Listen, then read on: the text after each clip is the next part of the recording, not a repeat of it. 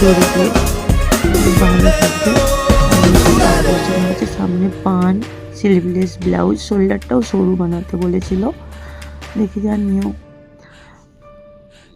আর এটাও একটা দেখো প্রিন্সেস কাট ব্লাউজ, এখন যেগুলো উঠেছে না, এটা একদমই কোয়ালিটিটা ভালো নয়, মশারি টাইপের কোয়ালিটিটা, যদিও তবুও সামনে দেখো সুইডার নেক বানিয়েছি, কাপ বসানো।